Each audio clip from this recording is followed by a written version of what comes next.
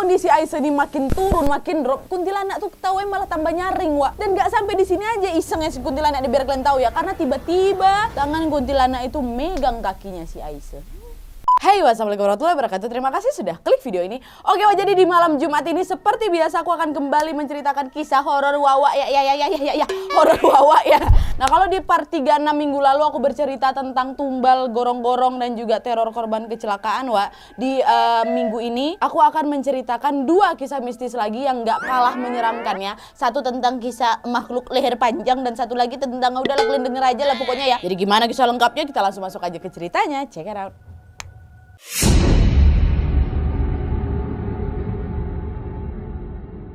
Oke, jadi kisah pertama yang bakal aku ceritain malam ini adalah cerita yang datang dari wawa aku yang namanya Aisyah. Halo Aisyah. Jadi cerita Aisyah ini bermula di pertengahan tahun 2016 lalu, di saat Aisyah ini masih kuliah di salah satu kampus negeri di Jawa Tengah. Nah, waktu Aisyah ini kuliah, dia tinggalnya ngekos gitu lah, layaknya Aisyah ini anak kampus pada umumnya. Nah, kosnya si Aisyah ini ada 3 lantai, Kamar Aisyah awalnya ada di lantai 3 ini. Jadi lantai 3 tuh ada kayak 5 kamar. Jadi Aisyah ini di lantai 3 bareng 4 teman kosnya ya kan. Nah, sampai suatu ketika, karena semua kawan-kawannya si Aisyah di lantai 3 ini udah lulus kuliah, Aisyahnya belum. Jadi Aisyah tinggal sendirian lah lantai 3 itu. Terus kata Aisyah juga, suasana di lantai 3 tuh adem memang, tapi sepi kali pastinya. Jadi Aisyah nggak nyaman lah kalau di atas itu sendirian ya kan. Dan juga selama Aisyah tinggal di lantai 3 itu bareng temen-temennya dulu, Aisyah ini memang udah beberapa kali diliatin penampakan pocong, sama kuntilanak, biar kalian tahu. Tapi waktu itu dia udahin aja gitu sama Aisyah. Soalnya juga waktu itu cuma diliatin sekelibat-sekelibat aja. Jadi nggak terlalu dipikirkan kali sama si Aisyah kan. Dan memang pada dasarnya Aisyah ini orangnya nggak penakut kali kayak kita. Karena dari kecil emang kadang tiba-tiba bisa lihat penampakan-penampakan kayak gitu lah. Karena memang si Aisyah ini bisa dibilang peka juga lah sama hal-hal kayak gitu. Walaupun si Aisyah ini bukan anak IndiHome, Dan kata Aisyah, semenjak Aisyah ini tinggal sendirian di lantai 3, gangguan-gangguan mistis tuh kayak jadi makin intens gitu. Mungkin karena si mereka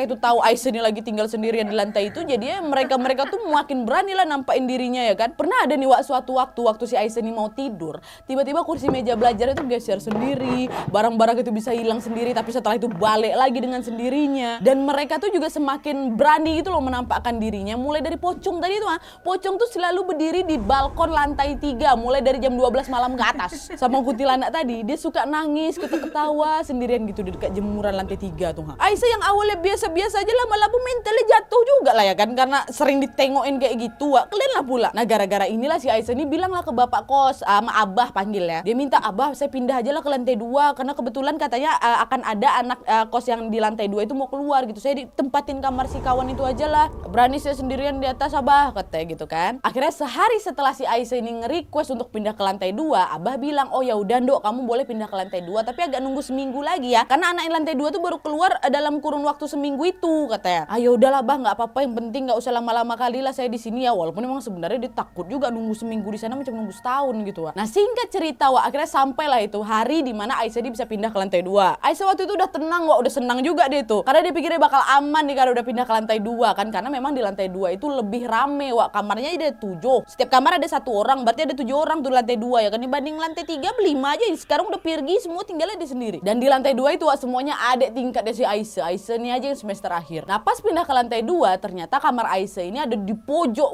ya. Dan dari jendela kamarnya si Aisyah itu dia bisa lihat ke balkon atas lantai 3 tempat pocong tuh sering nongkrong tuh. Waktu masuk, alah sama aja kalau kayak gini aku tetap bisa nengok balkon. Di situ biasa pocong tuh nongkrong. Tapi karena kamar itu cuma satu-satunya kamar yang tersedia di lantai 2, ya mau nggak mau lah kan, nggak bisa ngapa-ngapain lah. Kok Aisyah tinggal di situ, aku pindah lantai 3, kata Pak Abah. Iyalah sini aja lah saya. Jadinya selama di sana Aisyah ini selalu nutup jendela kamar setiap jam 4 dan setelah jam itu nggak pernah lagi dibuka orden sedikit pun, Kalau nggak bisa lah tengok si pocong tuh lagi nongkrong di lantai 3 ya kan. Awalnya sih di kamar barunya tuh emang aman-aman aja, nggak ada gangguan nih. Sampai akhirnya masa liburan pun tiba. Jadi semua kawan-kawannya kos si Aisyah yang ada di lantai 2 tuh pulang kampung semuanya, kecuali memang ada 1 orang namanya Oci. Aisyah memang nggak pulang karena memang lagi skripsian kan, dan Oci ini karena lagi ikut organisasi kayak gitulah. Dan mereka akhirnya berdua aja tuh kan di lantai 2, lantai 3 kosong, di lantai 1 memang ada 4 orang. Jadi total cuma ada 6 orang di kosan segede gambreng itu kan. Nah, sekarang baru kita masuk nih, ke cerita epik. singkatnya ya. Jadi gini, si Aisyah ingat betul waktu itu tanggal 19 Juli tahun 2016. Wah, Aisyah ini lagi sakit tipes. Jadi memang seharian dia tidur aja gitu di kamar kan. Aisyah waktu itu memang nggak dibawa ke rumah sakit karena Aisyah ngerasa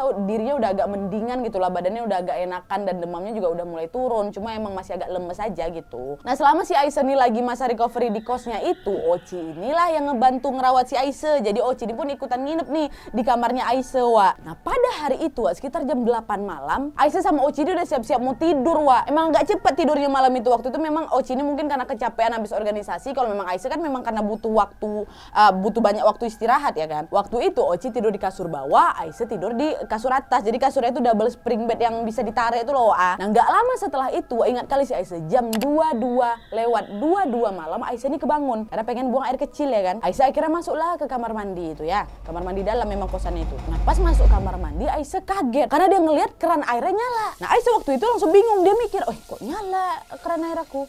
Oh, mungkin si Oci lupa kali matiin keran air aku ini mungkin ya. Dah lah, buang air kecil aja deh, yang nggak terlalu dipikirkan kali nih sama si Aisyah kan, Wak. Udah selesai buang hajat langsung dimatikan lah keran air itu. Nggak ada apa-apa pada saat itu, Wak. Nah, setelah si Aisyah ini selesai, Aisyah pun lanjut lagi tidur. Tapi nggak tahu kenapa pada saat itu Aisyah langsung nggak nyenyak kali gitu tidurnya. Tertidur bentar bangun sampai akhirnya jam 2 pagi nih. Aisyah kebangun lagi ya kan. Dan entah kenapa Aisyah ini langsung ngelihat ke kursi belajarnya yang memang ada di sebelah kanannya. Jadi posisi kasurnya itu ada sebelah kiri. Terus Aisyah ini tidur miring ke kanan, Wak. Jadi memang kelihatan kali nih meja belajarnya kan. Nah, waktu kebangun itu, Wak, kalian tahu si Aisyah ngelihat apa? Aisyah ngelihat dengan jelasnya ada kuntilanak lagi duduk di meja kursi belajarnya si Aisyah itu, Wak. Dan kuntilanak yang Aisyah lihat ini bukan pakai baju putih, Wak. Pakai baju merah menyala. Kata merah menyala, bukan merah lusuh, merah marun, enggak, merah menyala. Dan Aisyah bisa lihat dengan jelas kuntilanak itu karena memang waktu itu kamarnya nyala lampunya, Wak. Kuntilanak tuh rambutnya panjang, berantakan, bola matanya putih, mukanya hancur, terus senyumnya seram kali. Gimana senyum seram kayak gitu? Putih matanya, udah merah menyala, merah cabai mungkin. Lagi tidur, nengok depan mata, senyum. Dan pada saat itu badan Aisyah tuh langsung gak bisa gerak, Wak. Dan Aisyah juga gak bisa teriak untuk bangunin si Oci di bawah lagi tidur tuh. Aisyah cuma bisa baca doa aja dalam hati. Tapi waktu si Aisyah ini lagi baca-baca doa, kalian tahu, Miski itu malah melayang. Melayang dia kan dari kursi belajar tuh pindah dia duduk di pojok kasurnya si Oci. Di pojok kasur Oci yang ada di bawah tuh, duduk deh di situ. Jadi Aisyah ini bisa makin jelas lah nengok dia kan. Miski itu memang duduk, Wak, tapi dia ngadep ke Aisyah. Gitu. Mandangin si Aisyah sambil juga menyeringai, Wak. Sumpah baunya busuk kali kata Aisyah, Wak. Duduk deh di bawah. Coba si Aisyah sini kan berarti tidur di situ. Tengok deh. Busuk kali. Abang gak langsung jatuh kali mental si Aisyah waktu lagi sakit pula, kesian kali. Aisyah waktu itu cuma bisa nangis sambil tetap berdoa dalam hati, Wak. Tapi lagi-lagi doa Aisyah ini semacam kayak gak mempan gitu loh sama kuntilanak itu. Malah ketawa melengking dia. Kalian bisa bayangin gak sih? Kalian bisa bayangin gak? Lagi tertidur kalian enaknya, udah mana sakit, tengok deh, pengen baca doang, ketawa deh, ketawa yang ngelengking kali, Wak, ya, ngelengking kali kata si Aisyah. Tapi walaupun ketawa yang ngelengking kayak gitu, di saat itu anehnya ketawanya si kuntilanak itu cuma Aisyah aja yang bisa dengar. Aisyah yakin saking ngelengkingnya pasti satu kos tuh bisa dengar, tapi enggak. Jangankan satu kos, si Oci aja nggak terbangun kok tidur kali nyenyak kali tidurnya, nggak terdengar, nggak terbangun si Oci nih. Tangis Aisyah pun tambah deras, Wak. Ya, karena Aisyah belum juga bisa bersuara tuh, demamnya si Aisyah ini pun mendadak naik lagi, Wak. Aisyah langsung keringetan, panas dingin lah. Melihat kondisi Aisyah ini makin turun, makin drop, kuntilanak tuh ketawain malah tambah nyaring, Wak. Dan gak sampai di sini aja isengnya si kuntilanak, biar kalian tahu ya, karena tiba-tiba tangan kuntilanak itu megang kakinya si Aisyah.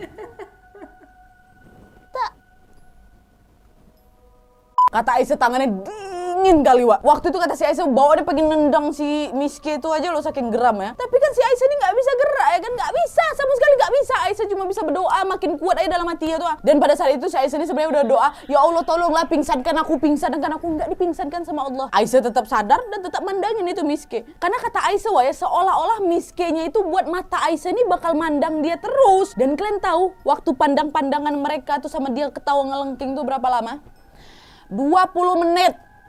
20 menit tatap-tatapan sama kuntilanak. 20 menit. Lama loh itu, Wak. Kalian dengar video aku nih dari awal sampai habis aja mungkin gak sampai 20 menit. Ini 20 menit ya. Tatap-tatapan sama kuntilanak itu. Gak sekelibat-kelibat ya, mohon maaf ini gak sekelibat-kelibat. Nampak jelas. 20 menit. Awak yang nengok sekelibat-kelibat aja langsung entahlah pingsan mungkin itu. Ini 20 menit.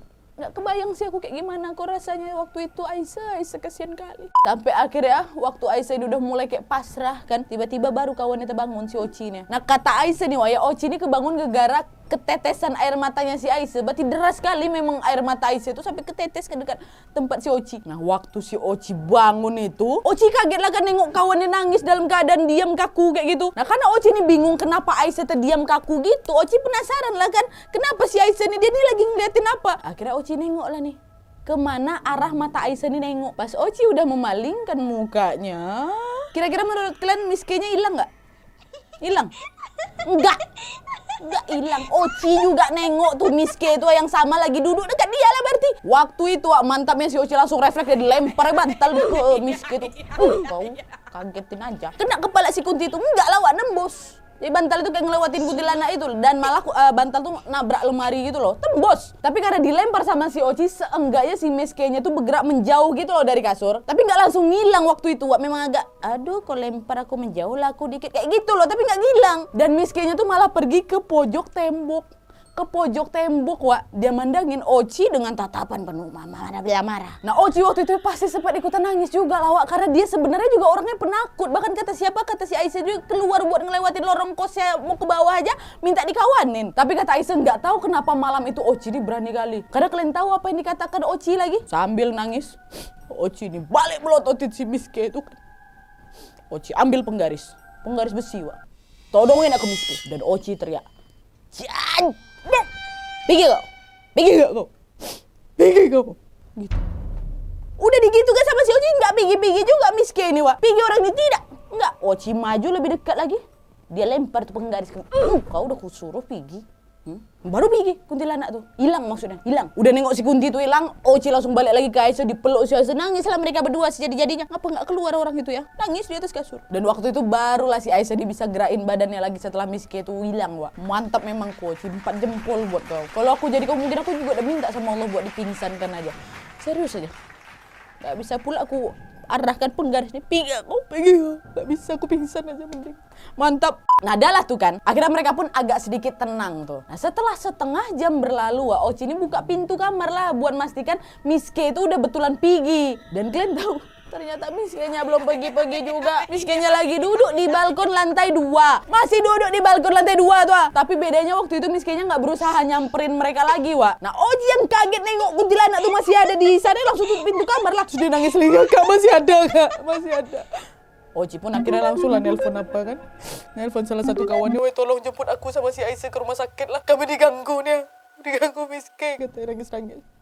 Akhirnya sekitar jam 3-an barulah kawannya si Oci ini datang. Mereka pun cepat-cepat langsung pergi keluar kamar kan, siap-siap nih mau keluar. Nah pas mereka ngelewatin balkon itu, mereka kira kuntilanak itu udah nggak ada Wak. Tapi ternyata kuntilanak itu masih ada. Dan Kunti itu natap mereka dengan tatapan marah.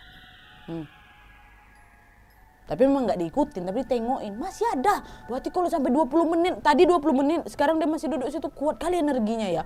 Energi siapa itu? Si Kunti itu. Nah singkat ceritanya Wak, setelah dari rumah sakit terus balik lagi nih ke kosan. Tapi mereka langsung pergi ke Pak Ustadz untuk minta pertolongan gitu Wak. Nah waktu itu mereka akhirnya diberikan air doa sama kayak daun bidara gitu lah, karena takutnya kuntilanak ini bakal ngikut mereka. Tapi syukurnya enggak waktu itu.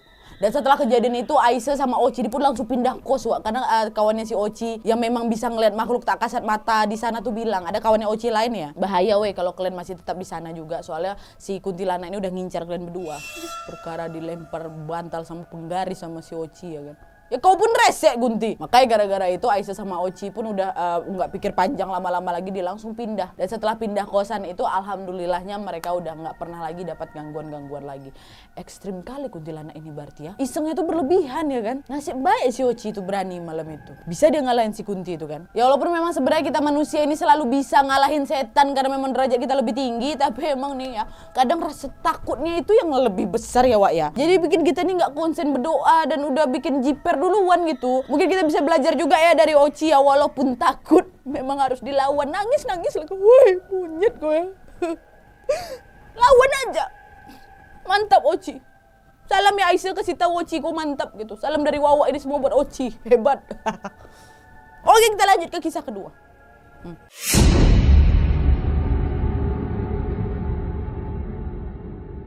Oke, wajah kisah kedua yang bakal aku ceritain malam ini adalah cerita yang datang dari wawa aku yang namanya minta disamarin, Wak. Kita sebut aja namanya Yola ya. Halo Yola. Nah, pengalaman Yola ini, Wak, terjadi sekitar 2 atau 3 tahun yang lalu. Sebenarnya ada 2 cerita di sini, Wak. Yang pertama nih kita bahas dulu. Yang pertama ini dialamin sama pacarnya yang kita sebut aja namanya Chandra gitu ya. Nah, yang kedua baru dialamin sama mereka berdua. Nah, cerita pertama yang dialamin sama Chandra itu, Wak, berawal pas dia ini pulang ke rumahnya yang ada di Bandung. Jadi memang keluarga Chandra ini pindah ke Bandung semenjak ayahnya meninggal dunia. Nah, Chandra sendiri masih di Jakarta karena memang dia masih kerja. Dia ini ngekos lagi tuh di daerah Jakarta Selatan. Jadi waktu itu lagi ada long weekend gitu, Wak, Jumat Sabtu Minggu libur. Chandra mutusin buat baliklah ke Bandung. Nah, waktu itu, Wak, dia mutusin untuk berangkat ke Bandung hari Kamis malamnya setelah selesai bekerja. Jadi langsung dari kantor gitu biar nggak bolak-balik ke kos lagi gitu. Nah, karena waktu itu long weekend, Wak, travel ke arah Bandung ini kan penuh kali pasti ya. Jadi Chandra ini baru dapat travel sekitar jam 11 malam. Nah, di perjalanan semuanya aman sentosa, Wak, nggak ada apa-apa. Sampai akhirnya dia sampailah di Bandung sekitar jam 2 malam. Nah, malam itu karena memang jalanan utama ke komplek perumahan Chandra itu udah ditutup, akhirnya si Chandra ini mulai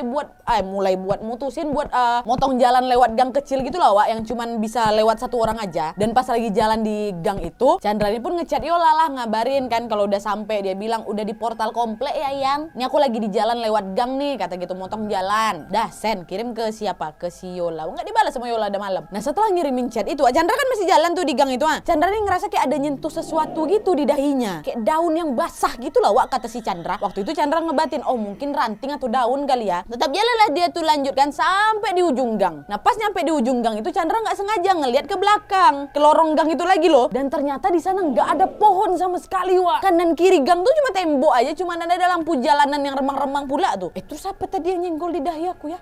Basah-basah gitu tadi, rupanya nggak ada apa-apa, tembok semuanya itu. Langsung merinding si Chandra waktu itu, Wak. Buru-buru dia langsung jalan ke rumahnya. Nah, FYI, posisi rumah Chandra tuh pas kali di hook di pertigaan gitu loh, Wak. Dan ketika dia mau buka pagar, dan Chandra ini nggak sengaja ngeliat ke arah jalan di belakang dia. Karena kata Chandra nggak tahu kenapa dia tuh kayak pengen merhatiin pertigaan itu, Wak. Tiba-tiba aja ada yang terbang ke arah dia, Wak. Perempuan pakai dress merah lagi, nyamperin.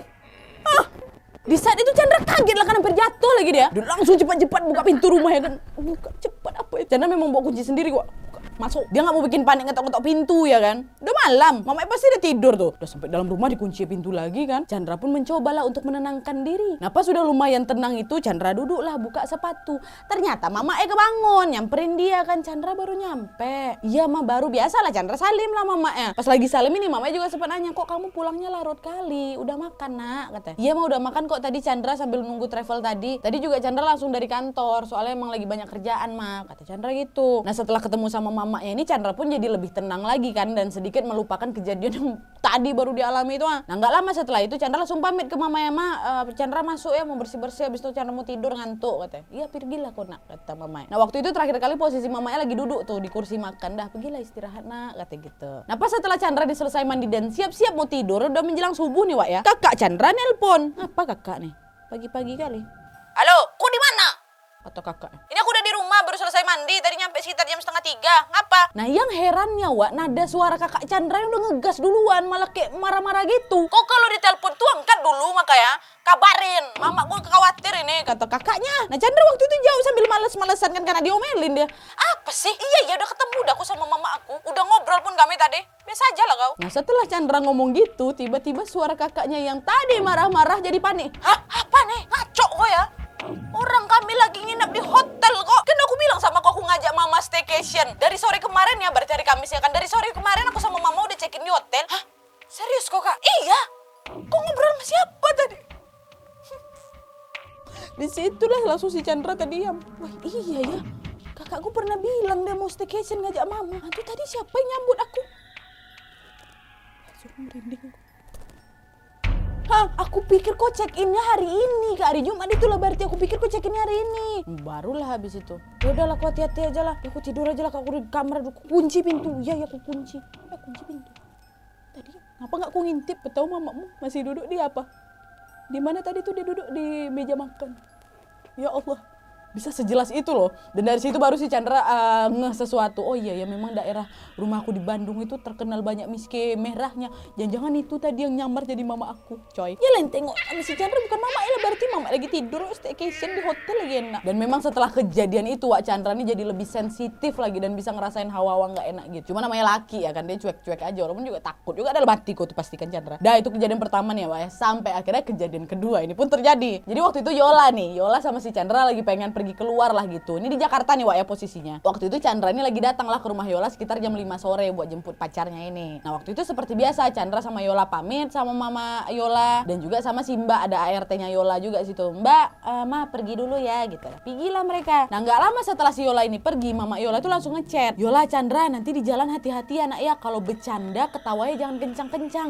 Baca doa terus ya katanya. Nah waktu itu Yola sempat agak bingung dapat SMS mamanya itu kan. Kenapa mama nih tumben kali kayak gini. Tapi ya udahlah, namanya juga orang tua, biasa aja tuh pikirnya si Yola. Tapi memang Wak, pas di hari itu waktu si Chandra jemput, Yola ini sempat ngerasa kayak sesek gitu di mobilnya si Chandra ini, kayak ngap gitu loh. Sampai Yola ini minta yang buka jendela lah dikit, kok kayak ngap kali di sini. Udah itu aja, selebihnya si Yola nggak terlalu punya perasaan yang gimana-gimana Wak. Dan malam itu mereka senang-senang lah, jalan, makan, ngobrol-ngobrol, dan akhirnya gerak balik lah ini ke rumah Yola sekitar jam 11 malam. Nah waktu itu Wak, di perjalanan pulang sama aja juga Chandra Yola biasa-biasa aja, mereka ngobrol, nyanyi-nyanyi dan semua bebe aja. Tapi memang tumben mamanya Yola chat Yola terus gitu loh, nanya kapan pulang, nak pulang jam berapa. Padahal biasanya nggak pernah ditanya-tanyain kayak gitu Wak. Kok pergi-pergi aja, yang penting balik jangan terlalu malam. Ini mama yang chat terus. Nah singkat cerita Wak, pas Yola ini udah di rumah dan Chandra kan langsung balik tuh, Yola diceritain lah sama mamanya kalau tadi nak, mbakmu ART-nya tadi tuh loh Wak, ngelihat ada kayak perempuan duduk di jok belakang mobilnya Chandra. Nah waktu mbaknya ini lagi lihat, mbaknya pucat langsung bingung antara mau bilang Yola atau enggak nih sebelum pergi. Tapi akhirnya waktu itu mbaknya mutusin untuk diam aja. Tapi lama-lama si mbak ini kok jadi gak tenang gitu loh, kepikiran takut Yola sama Chandra kenapa-napa di jalan nih. Akhirnya barulah dicerita ke mamanya Yola, Bu, tadi saya ngeliat gini, cobalah ibu kabarin sama Yola sama Chandra, saya takut kenapa-napa di jalan. Makanya itulah mama Yola ngechat dia terus kan, disuruh banyak-banyak doa di jalan, terus kalau misalnya balik jam berapa jangan lama-lama kayak gitu. Makanya mamanya panik. Nah kata mbak ART-nya Yola ini Wak, si perempuan itu kelihatan kayak marah gitu, kayak gak suka gitu sama Yola. Nah Yola yang ngedengar cerita mama itu jadi bingung juga lah ya kan. Ih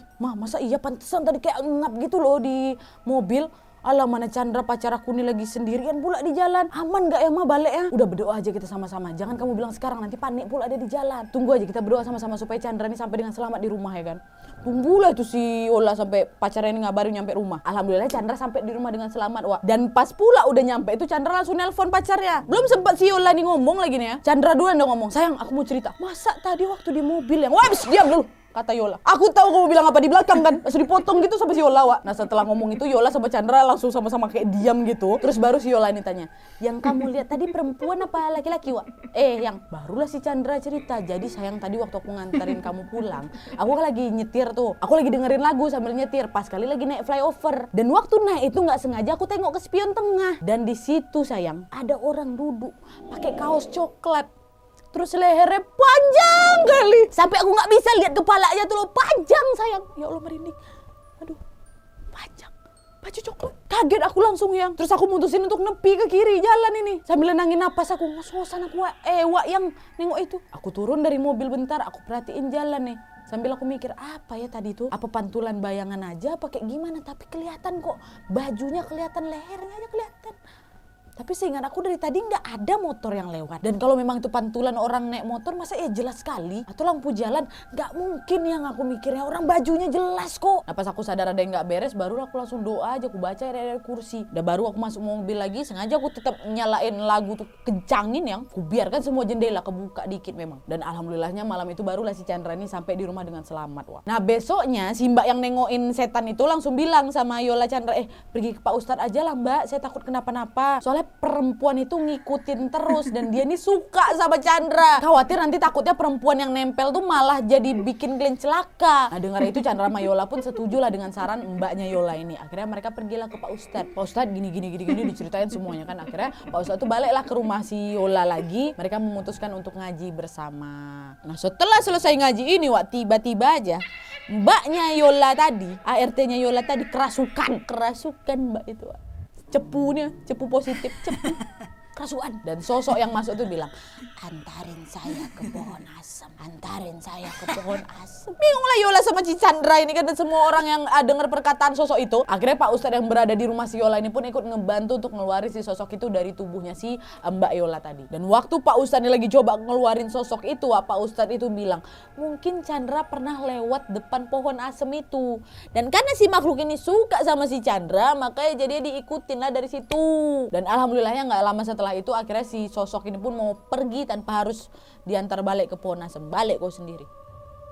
Dan Chandra waktu itu pun langsung disaranin sama Pak Ustadz untuk puasa 14 hari dan berbagi ke anak-anak yatim, minta doa selamat dan juga perlindungan dari Allah Subhanahu wa taala. Nah, waktu itu karena memang perintahnya Pak Ustadz ini baik menurut si Chandra, jadi diikutin aja tuh sama Yola dan Chandra. Entah semenjak itu masih diganggu lagi atau enggak, entah waktu itu masih mau diantarin ke pohon asam lagi atau enggak, kurang paham aku karena Yola juga enggak nambahin cerita endingnya. Yang jelas aku juga ikut doain lah supaya kalian berdua sehat-sehat aja ya, dan dijauhilah dari segala-gala yang kayak gitu, gangguan-gangguan mistis seram kali. Wah, masalahnya di mobil kalau terkejut orang itu entah jadi oleng bawaannya kan, bisa kecelakaan. Kadang kecelakaan kecelakaan tunggal tuh kayak gitu loh penyebabnya. Bapak si Sasti ditempelin setan lagi, untung nggak oleng setir. Kejadian kayak ini juga bisa jadi pengingat buat kita semua untuk selalu berhati-hati dimanapun kita berada, Wak ya. Doa terus doa. Makasih banyak ya Yola, salam buat tante, salam buat Chandra juga, mamanya juga, semuanya lah kirim salam dari kami semua. Terima kasih sudah menambah koleksi cerita horor kami. Oke Wak, jadi sekian dulu ceritanya. Menurut kalian cerita mana yang paling seram? Kalau menurut aku ya semua ya pasti. Kalau nggak seram nggak mungkin ku up di sini. Dan buat kalian juga yang mau berbagi cerita horornya bisa langsung kirim cerita kalian serapi mungkin, seapa adanya mungkin ke email yang ada di bawah ini, sertakan nama Instagram dan nomor WhatsApp kalian biar aku mudah nelpon kalian ya. Oke Wak, jadi sekian dulu videonya. Terima kasih banyak yang sudah menonton. Kalau kalian suka video ini, klik like-nya. Jangan lupa komen di bawah untuk ide dan saran-saran untuk video selanjutnya. Jangan lupa nyalain notifikasinya supaya kalian tahu kalau aku upload video baru. And as always, jangan lupa untuk klik tombol subscribe supaya kalian sama-sama tahu informasi menarik dan menegangkan dari channel aku. See you next video, Wak. Bye.